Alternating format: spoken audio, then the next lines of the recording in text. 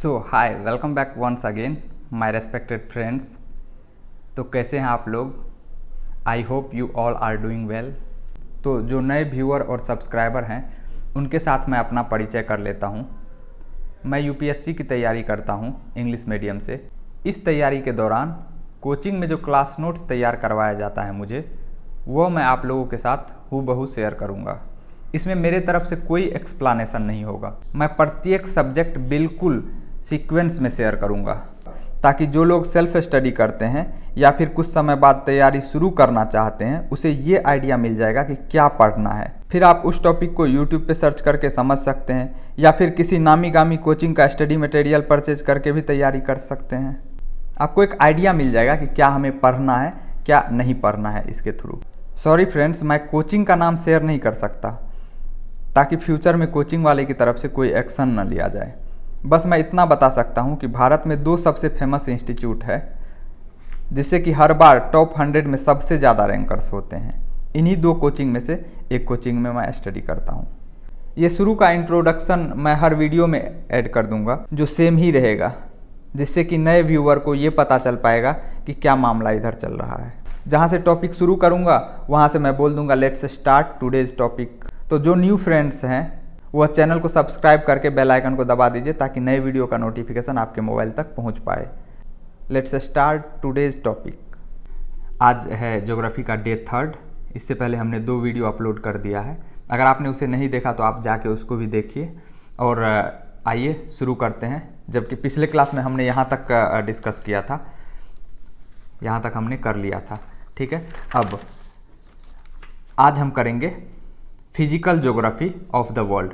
Physical geography of the world देखेंगे। जैसा कि हमने सिलेबस फर्स्ट वीडियो में बताया था, तो देखिए यहाँ पे सिलेबस में क्या बताया था। हमने ज्योग्राफी को 2 पार्ट में पढ़ना है, फिजिकल ज्योग्राफी और ह्यूमन ज्योग्राफी। तो फिजिकल ज्योग्राफी में लैंड, गैस एंड वाटर, इन तीनों चीज़ को पढ़ना है। तो लैंड जो पढ़ेंगे, लैंड के अंदर क्या पढ़ेंगे, जियोमॉर्फोलॉजी के अंदर हम पढ़ेंगे इसको, क्या चेंजेस हो रहा है अर्थ सरफेस पे, या क्या हुआ, क्या हो रहा है और क्या होने वाला है, इस टाइप की बातें जो भी हम पढ़ेंगे, क्यों होता है, वो सारी चीज़ें इस चैप्टर में हम पढ़ेंगे जियोमॉर्फोलॉजी में। तो जियोमॉर्फोलॉजी आज स्टार्ट करेंगे, आइए। और जो सर ने कहा सेम टू सेम वही मैं आपको दिखा रहा हूँ, कोई एक्सप्लानेशन नहीं मेरे तरफ से। तो physical geography of the world, geomorphology. Jio means earth, morpho means change and logy means study. इसमें हम अर्थ के चेंज को स्टडी करते हैं। डेफिनेशन लिखा हुआ है जियोमॉर्फोलॉजी का, क्या? Geomorphology is defined as comprehensive study of the regular changes that are happening on the earth surface. अब यहाँ पे इसमें हमें क्या क्या पढ़ना है जियोमॉर्फोलॉजी में, वो लिखा हुआ है।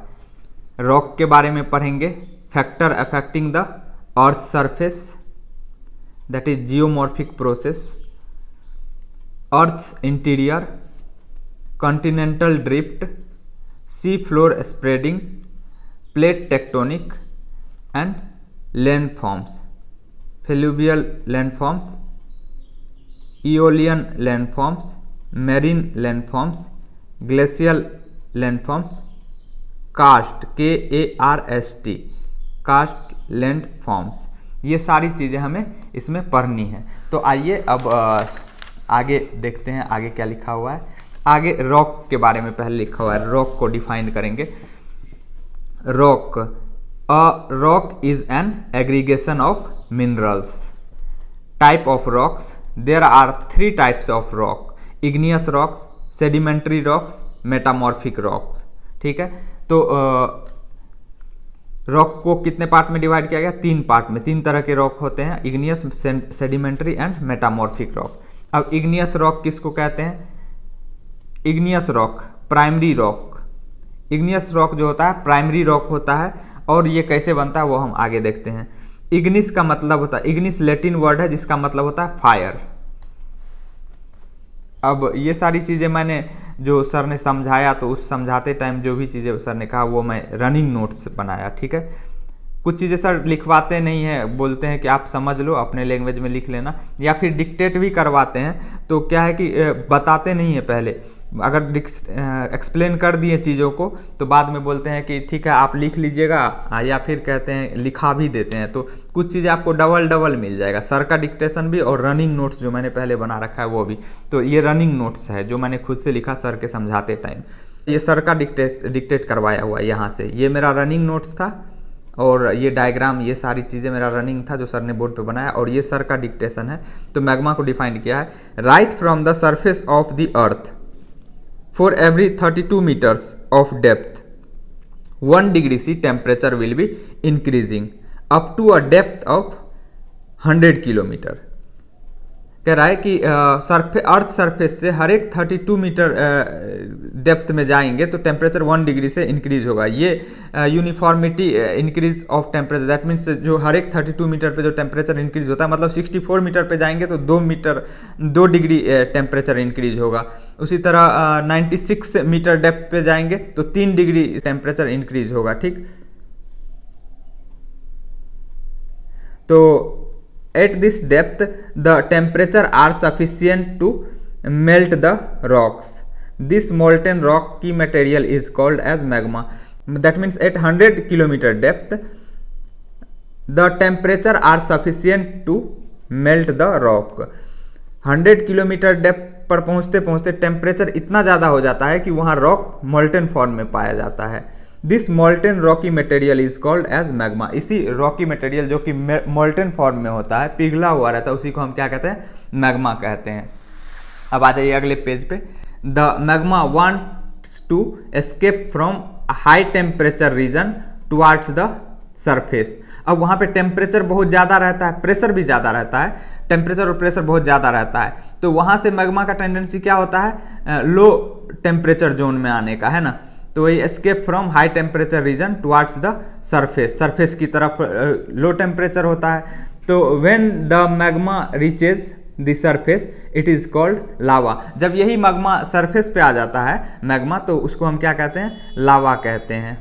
अब difference between magma and lava, lava और मैग्मा में क्या डिफरेंस है, the special difference only molten rocky material in the inner layer called magma and when it comes on to the surface called as lava. जब वो molten rocky material जमीन के अंदर होता है तो उसको हम क्या कहते हैं, मैग्मा कहते हैं, और वो जब जमीन के ऊपर आ जाता है तो उसको हम क्या कहते हैं, लावा कहते हैं।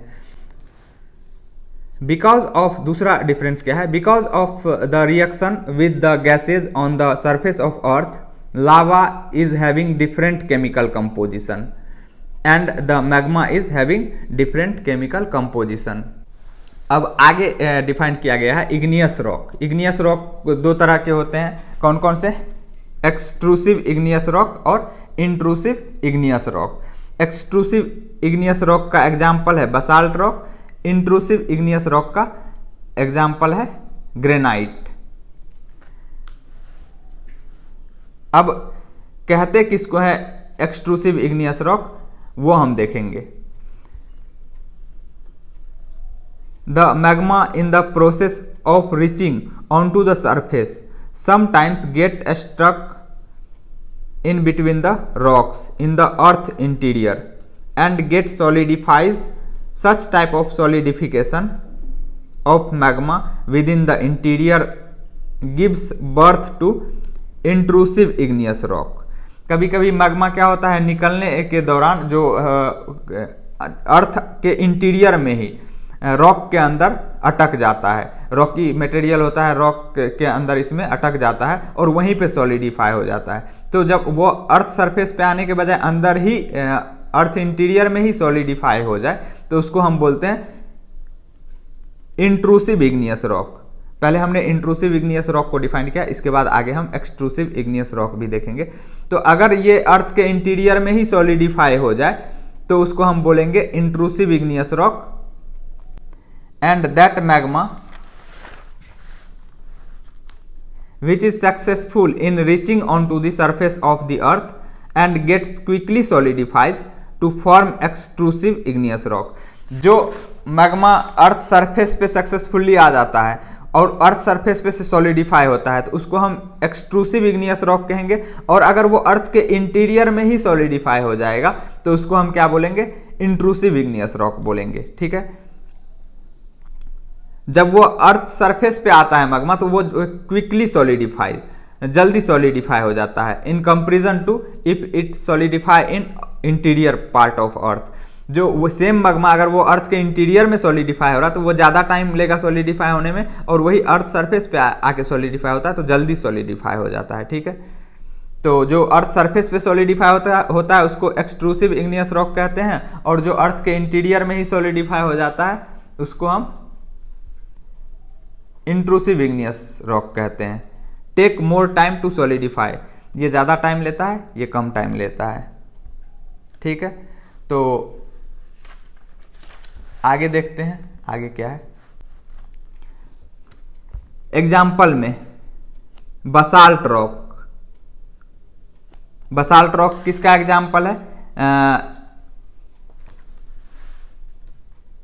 एक्सट्रूसिव इग्नियस रॉक का। ठीक है, बसाल्ट रॉक से क्या बनता है? ब्लैक सॉइल बनता है, form by breaking of basalt rock. Basalt rock के ब्रेक होने से कौन सा सॉइल बनता है? Black soil.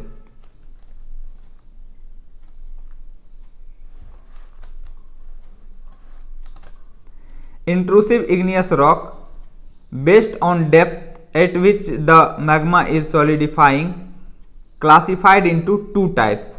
अब इंट्रूसिव इग्नियस रॉक को दो पार्ट में डिवाइड किया गया है। कौन कौन सा? प्लूटोनिक इंट्रूसिव इग्नियस रॉक और हाइपाबसल इंट्रूसिव इग्नियस रॉक। आइए देखते हैं किसको कहते हैं plutonic intrusive igneous rock. When the magma gets solidifies at more than 40 km of depth, such a rock are called as plutonic igneous rock।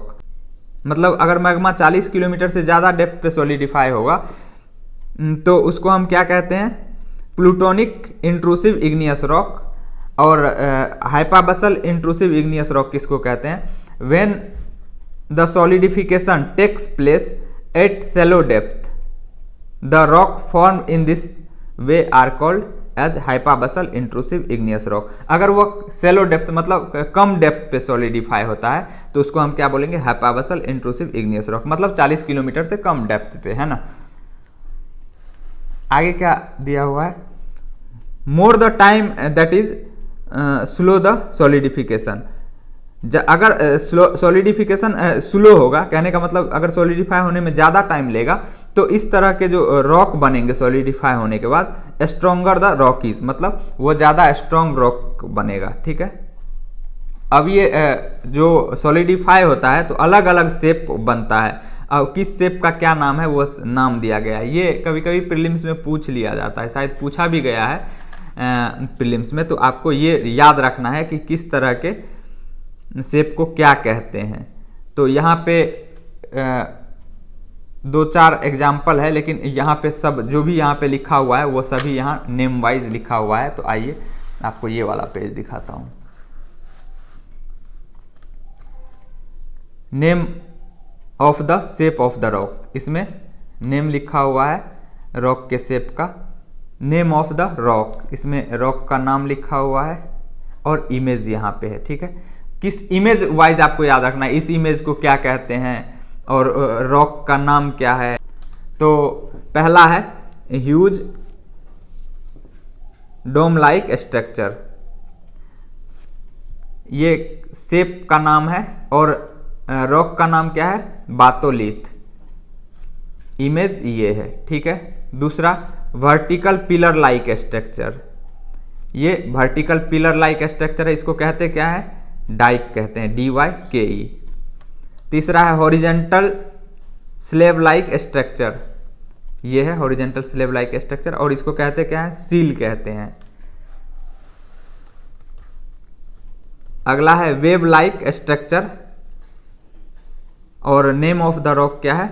पैकोलिथ, इसका नाम क्या है? पैकोलिथ। ये देखिए वेव लाइक स्ट्रक्चर है और नाम क्या है? पैकोलिथ। अगला है सॉसर लाइक स्ट्रक्चर, इसका नाम है लेपोलिथ। किसका नाम? इसका नाम। ठीक है, स्ट्रक्चर कैसा है? Saucer like structure.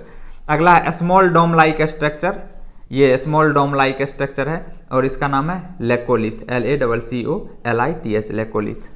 अब आगे दिया हुआ characteristic of igneous rock. Igneous rock का कैरेक्टरिस्टिक, पहला दे आर प्राइमरी रॉक, दूसरा दे आर हार्ड रॉक, तीसरा there is no stratification in the rock. Stratification मतलब लेयर बाय लेयर स्ट्रक्चर नहीं होता उसका। चौथा, there are no fossils present, इसमें फॉसिल्स नहीं प्रेजेंट होते हैं। इग्नियस रॉक्स कंटेन क्रिस्टल्स, यह है पांचवा प्रॉपर्टीज। आइए अगले पेज पे क्या लिखा हुआ है। आगे सेडिमेंट्री रॉक को डिफाइन किया गया है। सेडिमेंट्री रॉक किसको कहते हैं? सेडिमेंट्री रॉक को सेकेंडरी रॉक कहा जाता है। ये सेकेंडरी रॉक है, कहने का मतलब डायरेक्ट मैग्मा के सॉलिडिफिकेशन से नहीं बनता है ये secondary rock. They are form due to the process of sedimentation, ये सेडिमेंटेशन के प्रोसेस के कारण फॉर्म होता है। अब आगे ये रनिंग नोट्स मैंने कुछ बनाए और ये डायग्राम तो सर ने कहा था बनाना भी चाहिए। अगर एग्जाम में भी आता है तो आप डायग्राम से चीज़ों को समझाएंगे तो ज़्यादा बेहतर रहता है। कोई भी अगर डायग्राम बनाने लायक हो वहाँ तो ज़रूर बनाया कीजिए। ये देखिए इग्नियस रॉक हो सकता है ये, या मेटामॉर्फिक रॉक हो सकता है, ये रॉक है ना।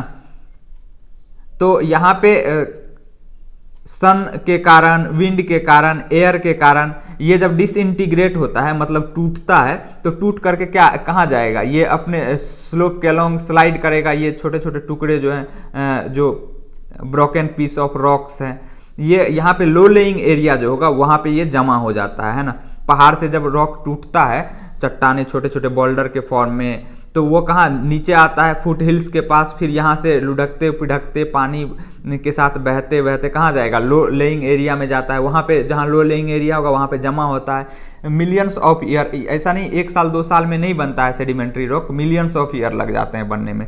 तो यहाँ जब लो लेइंग एरिया में जमा हो जाएगा ये, तो क्या होता है? यहाँ बहुत मिलियंस ऑफ ईयर तक जमा रहने के बाद क्या होता है? लेयर बाय लेयर स्ट्रक्चर बनते जाता है और कॉम्पैक्शन होता है इसमें। ऊपर वाला लेयर नीचे वाले को दबाएगा। इसी तरीके से क्या बनता है? जो रॉक बनेगा, ये जो रॉक बनेगा मिलियंस ऑफ ईयर बाद, तो इसको बोलते हैं हम सेडिमेंट्री रॉक। ठीक है, यहाँ पे सर ने लिखा है। अब आगे देखिए जो सर ने लिखा है वो बोलता हूँ। Broken piece of the larger rock is called as sediment. ये सभी तो सेडिमेंट किसको कहते हैं वो सभी लिखाया हुआ है। ये रनिंग नोट्स है, ये छोटे छोटे पॉइंट सर ने यहाँ से लिखाया है। आइए देखते हैं सर ने क्या लिखाया। Sedimentary rock are formed due to the process of sedimentation, due to the action of rain, water or the fast blow of wind. The disintegrated rocky material called sediment reaches the low-lying areas. Because of the continuous accumulation of sediment, the upper layer exert pressure on lower layers and annex the lower layer to get compacted.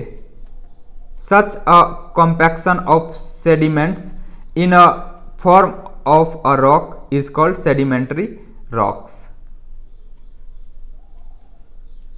ठीक है, तो ये sedimentary rock का definition हुआ जो sir ने dictate करवाया। और इस डायग्राम का मतलब आप समझ गए होंगे। डिसइंटीग्रेट होता है रॉक। ये रॉक कौन सा रॉक डिसइंटीग्रेट होगा? हो सकता है वो इग्नियस रॉक हो सकता है मेटामॉर्फिक रॉक हो। अब मेटामॉर्फिक रॉक किसको कहते हैं वो आगे लिखाया हुआ है, समझाया हुआ है। तो ये जो डिसइंटीग्रेट होगा रॉक वो सेडिमेंट्री भी हो सकता, इग्नियस भी हो सकता है, मेटामॉर्फिक भी हो सकता है। Slow solidification makes larger crystal, जो धीरे धीरे सॉलिडिफाई होगा वो बड़ा क्रिस्टल बनाता है। और quick solidification makes smaller crystal. ठीक है, तो यहाँ तक इस पेज का था और यहाँ पे क्लास ख़त्म हो जाता है। वो जो सर बोले वो भी मैंने लिख दिया। In next class we will discuss, जो भी करेंगे वो है characteristic of sedimentary rock. Next class में करवाया है सर ने।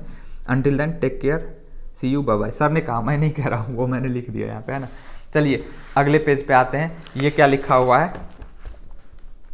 Characteristics of sedimentary rock. Sedimentary rock का कैरेक्टरिस्टिक लिखा हुआ है। ये सेकेंडरी रॉक होता है। स्ट्रैटिफिकेशन होता है। स्ट्रैटिफिकेशन मतलब layer by layer. Rich in fossils, fossils कहते हैं किसको? जो डेड प्लांट्स और एनिमल्स बहुत लंबे मिलियंस ऑफ ईयर एगो अगर वो दब जाता है नीचे, तो वही क्या बनता है? फॉसिल्स फ्यूल्स बनता है। Geological past, we can construct geological past with the help of sedimentary rock। हम जियोलॉजिकल पास्ट को कंस्ट्रक्ट कर सकते हैं, क्योंकि इसके अंदर डेड एनिमल्स, प्लांट, कीड़े मकोड़े, जीव जंतु दबे होते हैं, तो उससे हमें एक आइडिया मिल सकता है पास्ट के बारे में। तो वही लिखा हुआ है geological past, we can construct geological past. तो ये पेंसिल से मैंने लिखा है, सर ने जो बोला ये रनिंग नोट्स का पार्ट है, लेकिन ये सभी जो पेन से लिखा हुआ ये सर ने लिखवाया है, ठीक है। हार्ड एंड सॉफ्ट, ये हार्ड भी होता है सॉफ्ट भी होता है। जैसे सॉफ्ट में क्ले हुआ, मड हुआ, हार्ड में सैंडस्टोन हुआ, लाइमस्टोन हुआ, ठीक है ना। अब देखिए यहाँ पे सर ने डायग्राम बनाया नहीं था, समझाया था यूं ही, तो जो रनिंग नोट्स में मैंने इसे पेंसिल से बना दिया। जैसे प्लांट होता है, तो प्लांट क्या करता है, अपना खाना कहाँ से बनाता है, सूरज से क्या लेता है, लाइट लेता है, सनलाइट, जिसको हम फोटो एनर्जी कहेंगे। और बाद बाकी जो जड़ से पानी वानी लेकर के क्लोरोफिल के प्रेजेंस में खाना जो बनाएगा, तो फोटो एनर्जी कंज्यूम करता है ना। तो फोटो एनर्जी को क्या करता है, केमिकल एनर्जी में कन्वर्ट कर देता है। वही पेड़ पौधे को जब हम मनुष्य या जीव जंतु खाते हैं तो वो केमिकल एनर्जी हमारे अंदर जाता है, केमिकल एनर्जी हमारे अंदर जाएगा। और जब मनुष्य, जीव जंतु या पेड़ पौधे दब जाते हैं किसी कारणवश, बहुत लंबे मिलियंस ऑफ ईयर एगो बाद, यही जब जमीन के अंदर दबे हुए रहते हैं, जब वह जमीन के अंदर बहुत लंबे समय तक मिलियंस ऑफ ईयर एगो अगर दब जाता है, तो after so many millions year ये क्या होता है, कन्वर्ट हो जाता है कोल में। कौन कन्वर्ट होता है कोल में, प्लांट जो होता है वो कोल में कन्वर्ट हो जाता है, ठीक है। और ये जीव जंतु जो है वो जैसे शेर, बाघ, हाथी, मनुष्य जो जहाँ है वो क्रूड ऑयल में कन्वर्ट होता है, ठीक है, जैसे पेट्रोल, डीजल, ये सब जो हुआ उसमें। और नेचुरल गैस किससे बनता है, नेचुरल गैस बनता है तो इंसेक्ट एंड माइक्रोब के जहाँ पे दबे होते हैं वहाँ पे क्या नेचुरल गैस मिलता है, ठीक है।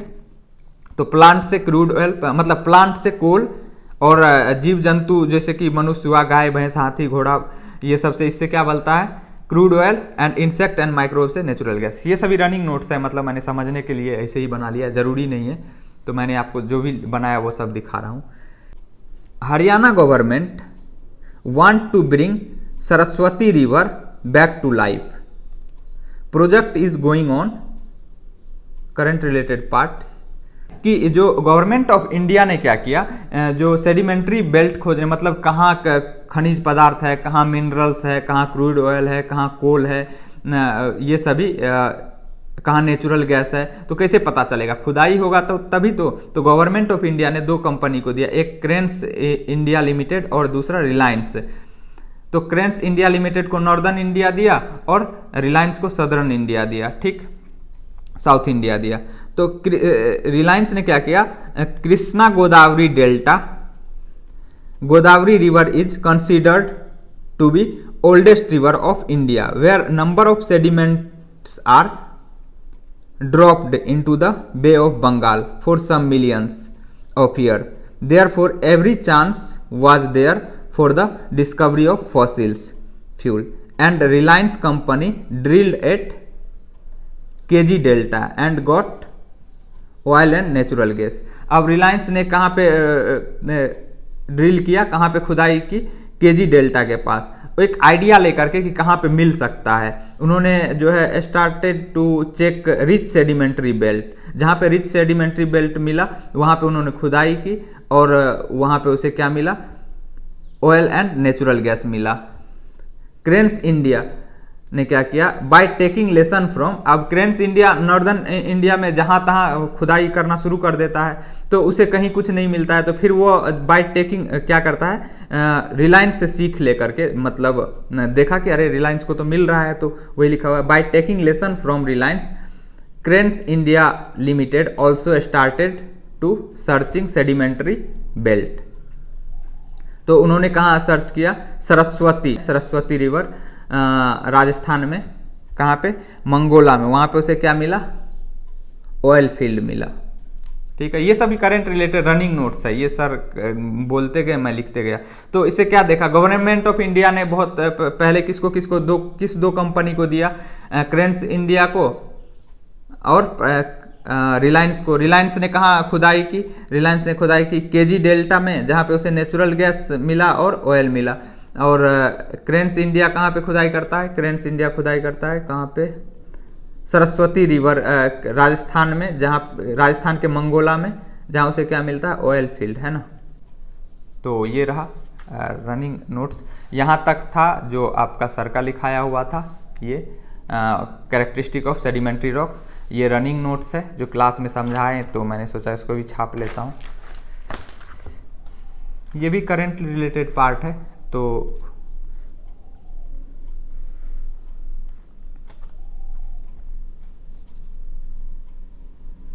Current related part 2012 government of India want to discover all the sedimentary belt that are present in India.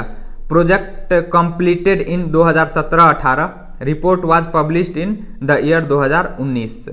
According to the source of Government of India, right now there are 26 sedimentary beds, C1, C2, C3, C4 categorise किया गया है sedimentary belt को। Coal found in Damodar river valley, Godavari river valley and Mahanadi valley. Sedimentary rock में क्या सब मिलता है? कोल मिलता है, क्रूड ऑयल मिलता है, नेचुरल गैस मिलता है, ये सभी फॉसिल्स फ्यूल्स मिलते हैं। ठीक है, वैसे सर कुछ समझा रहे थे कि डैम बनाने से क्या होता है, सेडिमेंट कैसे जमा होता है। जैसे पहाड़ से या ऊंची, जैसे कि ऊंचाई से पानी नीचे की तरफ आए, जिधर ढाल रहेगा उधर ही पानी बहती है ना, रिवर बहती है ना। तो यहाँ पे जैसे डैम बना दिया गया तो क्या होगा कि जो पानी के साथ में क्ले, मड, सेडिमेंट्स बह के आ रहा होता है, वो यहाँ पे क्या होता है, एक्यूमुलेट हो जाता है, जमा हो जाता है, जो पानी में सेडिमेंट रहता है। तो वही वो सिल्ट, क्ले, मड, जो भी सैंड वेंड जो जहाँ है, कूड़ा करकट, मड, कीचड़, तो डैम, ये डैम है जिसमें पानी जमा होता है। बाद बाकी ये सभी वैसे ही है, इसका कोई वो नहीं। अब types of sedimentary rock sir ने बताया, तो ये हम कल देखेंगे। टाइप्स ऑफ सेडिमेंट्री रॉक इस पेज को देख ही लेते हैं। ये 3 तरह के होते हैं, clastic, organic and chemical. Clastic sedimentary rock का एग्जाम्पल है सैंडस्टोन, ऑर्गेनिक सेडिमेंट्री रॉक का एग्जाम्पल है कोल, एंड केमिकल सेडिमेंट्री रॉक का एग्जाम्पल है लाइमस्टोन। लाइमस्टोन पानी में सॉल्युबल होता है। ठीक है, तो ये आज का क्लास था, और अगले क्लास में हम देखेंगे मेटामॉर्फिक रॉक के बारे में। तो ये अगले क्लास में हम देखेंगे। तो सर ने जो लिखवाया मैं वही बोलते जा रहा हूँ, बाद बाकी जो मैं रनिंग नोट्स बना लेता हूँ, लिख लेता हूँ, कुछ बोलते हैं सर तो वो भी मैं आपको दिखा देता हूँ। ठीक है, फिर मिलेंगे अगले वीडियो में बहुत ही जल्द। अगर आपने पीछे का 2 वीडियो वॉच नहीं किया तो आप उसे वॉच कर लीजिए, और अगले दिन हम देखेंगे मेटामॉर्फिक रॉक। ठीक है, until then take care, bye bye, see you.